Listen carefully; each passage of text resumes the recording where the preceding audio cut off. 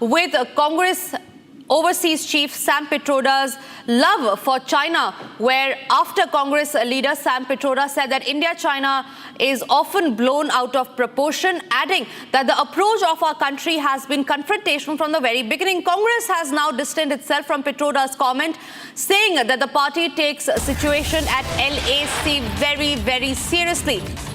So that's the latest statement that's coming in from the Congress. The Congress now essentially distancing itself from the comment that Sam Pitroda, the chairman of the Indian Overseas Congress, had made. Sam Pitroda had said that the India-China row is often blown out of proportion, adding that the approach of our country has been confrontational from the very beginning. Congress, in response, has now distanced itself from Pitroda's comments, saying that the party takes the situation at LAC very, very seriously. Let's also, meanwhile, listen in to what Sam Pitroda had said.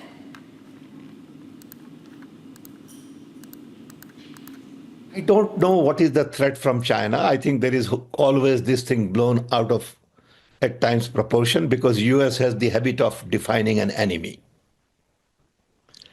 I think time has come for all of us to really network nations and not have confrontation. Our attitude is that of confrontation from day one. And that attitude creates enemy, and that creates certain support in the country. I think we need to change that pattern. To assume that China is the enemy from day one, it's just not fair, not just to China, but to anybody. Okay. I think it is time for us to learn to increase communication, collaborate, cooperate, and co-create, and not have this command and control mindset. Now, after Sam Pitroda issued a statement, the BJP has now taken on the Congress, saying that while on one hand, it is Congress leader Rahul Gandhi that is flaunting the Chinese drone, a Chinese crook is now lauding China. Listen in to what Sudhanshu Trivedi of the BJP had to say. प्रधानमंत्री श्री नरेंद्र मोदी जी के नेतृत्व में भारत ज्यों-ज्यों आर्थिक, सामरिक और कूटनीतिक दृष्टि से विश्व के पटल पर एक शक्तिशाली और प्रभावशाली देश के रूप में उभरता जा रहा है और देश के अंदर सामाजिक और आर्थिक सशक्तिकरण का नया दौर चल रहा है, त्यों-त्यों अनेक प्रतिगामी शक्तियां भारत की इस अभूतपूर्व विकास को और प्रगति को रोकने के लिए अनेक प्रकार के षड्यंत्र करती दिखाई पड़ रही है। उसी श्रृंखला में आज मैं आपका ध्यान आकृष्ट करना चाहता हूं कि जो कुछ कांग्रेस पार्टी और उनके आइडियोलॉजिकल थिंक टैंक कहे जाने वाले लोग समय समय पर कहते आ रहे हैं, वो चीजें अब पूरी तरीके से जनता के सामने आती जा रही हैं।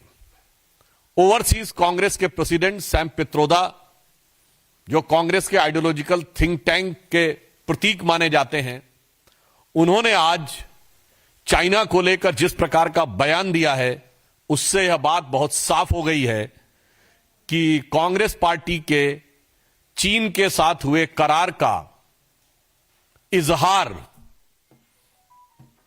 सैम पित्रोदा ने दिन दहाड़े कर दिया है।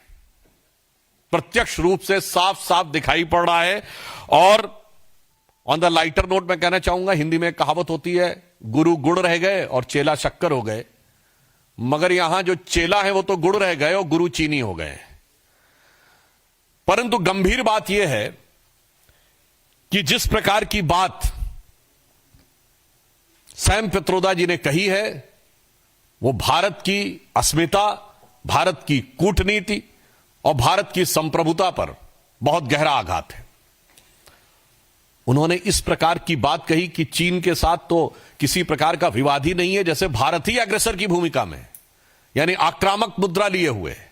और ये कोई उनका अलग बयान नहीं है, ये ओवरसीज कांग्रेस के चीफ हैं, यानी समुद्र पारी कांग्रेस के प्रमुख हैं।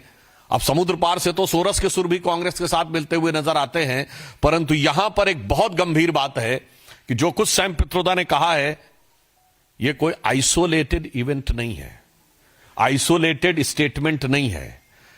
इसी भाव और इसी विचार के अनेक स्टेटमेंट राहुल गांधी पहले दे चुके हैं।